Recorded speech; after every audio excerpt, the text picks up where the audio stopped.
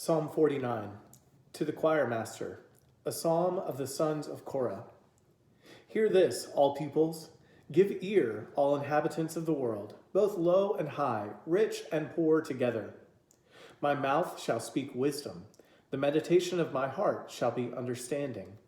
I will incline my ear to a proverb. I will solve my riddle to the music of the lyre. Why should I fear in times of trouble, when the iniquity of those who cheat me surrounds me, those who trust in their wealth and boast of the abundance of their riches? Truly, no man can ransom another or give to God the price of his life.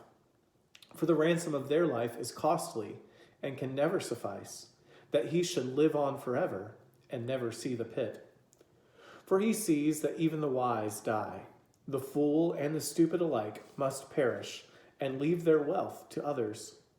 Their graves are their homes forever, their dwelling places to all generations, though they called lands by their own names. Man in his pomp will not remain. He is like the beasts that perish. This is the path of those who have foolish confidence, yet after them people approve of their boasts. Selah. Like sheep, they are appointed for Sheol. Death shall be their shepherd, and the upright shall rule over them in the morning. Their form shall be consumed in Sheol with no place to dwell. But God will ransom my soul from the power of Sheol, for he will receive me. Selah. Be not afraid when a man becomes rich, when the glory of his house increases. For when he dies, he will carry nothing away. His glory will not go down after him. For though, while he lives, he counts himself blessed, and though you get praise when you do well for yourself, his soul will go to the generation of his fathers, who will never again see light. Man, in his pomp, yet without understanding, is like the beasts that perish. There's an old preacher joke that goes, you can never see a U-Haul behind a hearse. And I think that's what Psalm 49 verse 17 is saying. You don't get to take your riches with you to the grave. This psalm is truly much about what it means to be rich and stand before the presence of God. You know, Jesus himself said it's more difficult for a camel to pass through the eye of a needle than for a rich man to enter the kingdom of heaven. And this astonished his disciples. They said, well, then who then can be saved? But the reality is what Psalm 49 verses 7 and 8 says is so true. No one can pay the ransom that is due for their lives. No one can ransom another.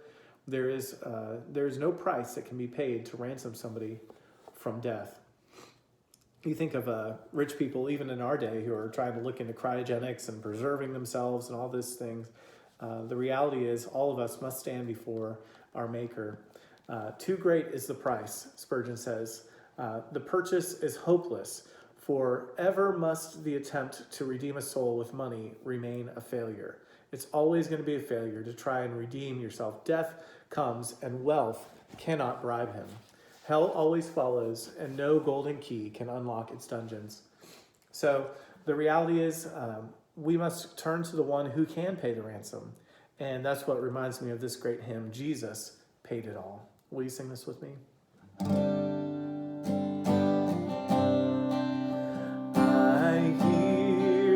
Savior say, thy strength indeed is small.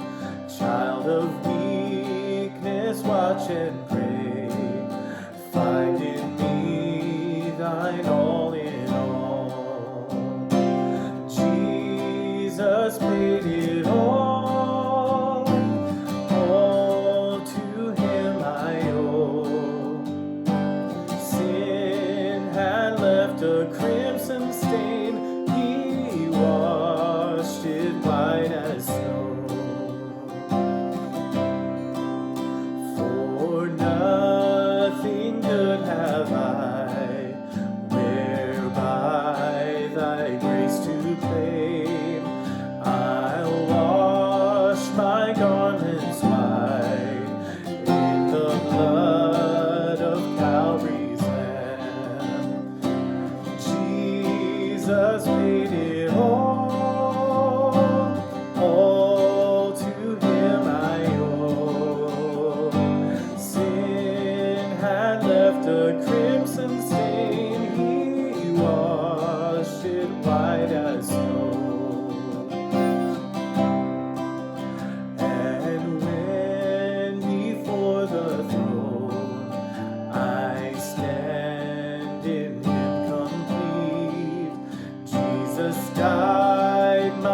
souls who save.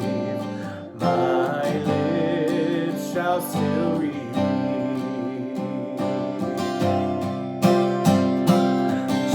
Jesus paid it all